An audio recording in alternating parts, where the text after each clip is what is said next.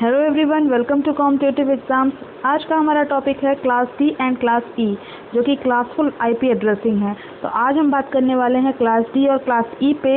इससे हम पहले हमने देखा था क्लास ए और क्लास बी और क्लास सी को। तो फ्रेंड्स, अगर आपने अभी तक मेरे चैनल को सब्सक्राइब नहीं किया तो सब्सक्राइब कर लीजिए और बेल बटन को प्रेस कर दीजिए, जिससे मेरे वीडियोज़ की नोटिफिकेशन आपको मिलती रहे। तो चलिए फ्रेंड्स, वीडियो को स्टार्ट करते हैं। सबसे पहले बात करते हैं क्लास डी की। तो अगर हम बात करें क्लास डी की, तो जैसा कि आप जानते हैं कि हर एक क्लास में कुछ ना कुछ बिट्स आपकी क्या होती हैं, फिक्स होती हैं।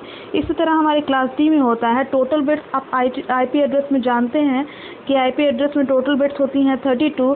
और अगर हम बात करें क्लास डी की, तो क्लास डी की आईपी एड्रेस हमेशा स्टार्ट होती है किससे?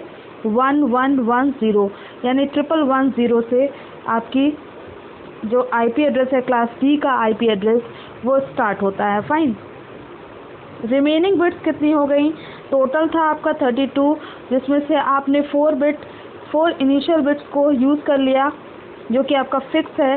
रिमेनिंग बिट्स कितनी बची हैं हमारे पास, कितनी अवेलेबल हैं? तो आपका रिमेनिंग बिट्स है 28, जो कि अवेलेबल है। तो total number of IP address जब हम फाइंड करेंगे क्लास डी में, तो क्लास डी में total number of IP address कितने होते हैं?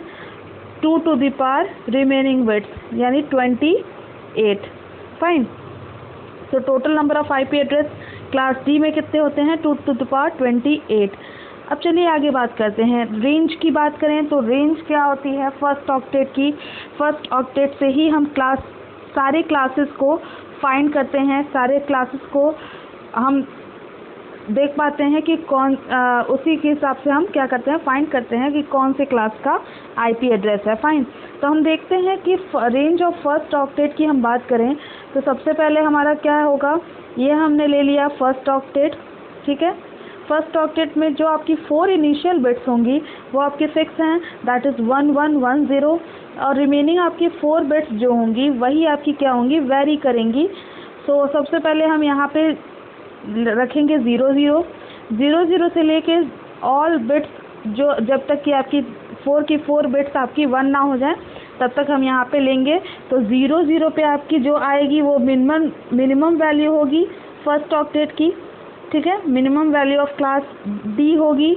और जब आपका 11 टोटल बिट्स हो जाएगा वो आपका हो जाएगा मैक्सिमम वैल्यू ऑफ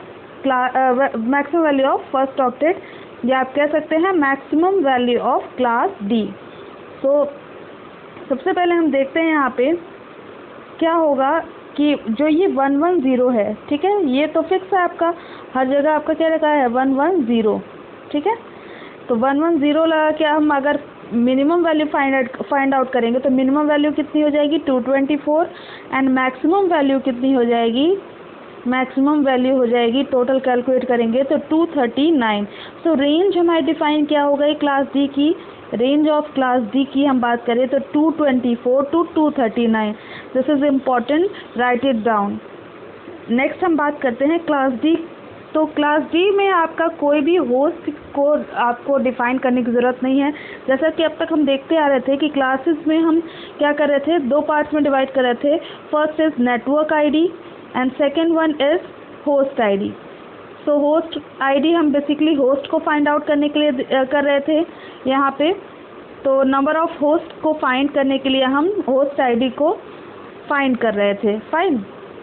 लेकिन यहाँ पे ऐसा कुछ नहीं होगा। क्लास डी में क्या होता है, क्लास डी मल्टीकास्टिंग के लिए रिजर्व होता है। फाइन। क्लास डी क्या होता है, मल्टीकास्टिंग के लिए रिजर्व होता है।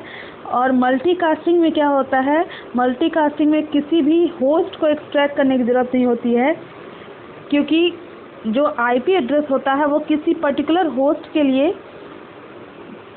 डेटा नहीं होता उसका। ठीक है। जो आपका क्या लिखा हुआ है यहाँ पे, in multicasting there is no need to extract host address from the IP address.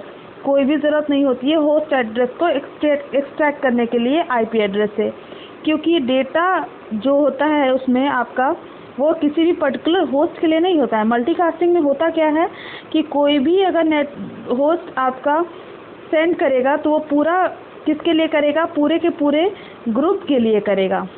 जो ग्रुप पूरे के पूरे किसके लिए करेगा? पूरे के पूरे नेटवर्क के लिए आपका डेटा ट्रांसफ़र करेगा, ना कि किसी पर्टिकुलर होस्ट के लिए। तो यहाँ पे किसी भी होस्ट को एक्सट्रैक्ट करने की ज़रूरत नहीं होती है, इसलिए हमारा टोटल आपका जो होता है क्लास डी वो हम इसी तरह से रिप्रेजेंट करते हैं। ठीक है, ये आपका क्या हो गया, आईपी एड्रेस, आईपी एड्रेस। ठीक है, तो क्लास डी में हम जो टोटल रिप्रेजेंट करते हैं इस तरह से रिप्रेजेंट करते हैं। यहाँ पे नेटवर्क आईडी और होस्ट आईडी में हम डिवाइड नहीं करते हैं, क्योंकि हमें क्या है कि होस्ट की ज़रूरत, यहाँ पे होस्ट को रिकॉग्नाइज करने की ज़रूरत नहीं है, क्योंकि जो भी हम डेटा सेंड करते हैं तो वो हम क्या करते हैं, पूरे के पूरे ग्रुप को, पूरे के पूरे नेटवर्क को हम सेंड करते हैं। फाइन, तो आपका यहाँ पे अब इसमें हम देखते हैं, बात करेंगे क्लास ई की। तो क्लास ई की अब जब हम बात करेंगे तो क्लास ई में क्या होता है, जैसे कि आपकी टोटल बिट्स होती हैं आईपी एड्रेस में 32, जिसमें आपकी क्लास ई में जो आईपी एड्रेस होता है वो हमेशा किससे स्टार्ट होता है, 4 1 से। ठीक है, आपकी स्टार्टिंग बिट्स क्या होंगी, 1 1 1 1, यानी 4 नंबर ऑफ वंस होंगे स्टार्टिंग बिट्स। रिमेनिंग बिट्स कितनी बच गई आपकी, 28, क्योंकि ये हो गया आपका 4, टोटल था 32, तो रिमेनिंग बिट्स हो गई आपकी 28।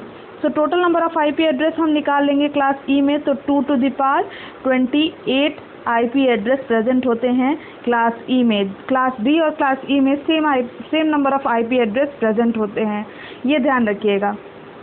रेंज की बात करें तो रेंज ऑफ फर्स्ट ऑक्टेट में क्या होता है कि आपका टोटल बिट्स, फॉर ये मैंने ले लिया आपका फर्स्ट ऑक्टेट। ठीक है, अब फर्स्ट ऑक्टेट में जो आपकी 4 इनिशियल बिट्स होंगी वो आपकी फिक्स होंगी 1 1 1 1, और जो 4 रिमेनिंग बिट्स होंगी वो आपकी वेरी करेंगी। ठीक है, 0 यहाँ पे ले लिया मैंने मिनिमम वैल्यू, तो ये आपकी आ गई 240। तो क्लास ई की मिनिमम रेंज होगी 240, और मैक्सिमम कितनी होगी, मैक्सिमम हम निकालेंगे तो 255। टोटल नंबर ऑफ वंस कर देंगे तो ये आपकी वैल्यू आ जाएगी 255। ठीक है, तो रेंज ऑफ क्लास ई की बात करें तो कितना हो जाएगा, 240 to 255। क्लास ई रिजर्व होता है फॉर फ्यूचर पर्पज़, इसको आपका यूज़ नहीं किया जाता है जनरली, ये आपका फ्यूचर पर्पज़ के लिए रखा गया है या फिर एक्सपेरिमेंटल पर्पज़ के लिए रखा गया है, इसे जनरली यूज़ नहीं किया जाता है। फाइन, तो आज की वीडियो में इतना ही। अगर वीडियो पसंद आई हो तो लाइक ज़रूर करें और शेयर ज़रूर करें अपने फ्रेंड्स के साथ। Thank you for watching.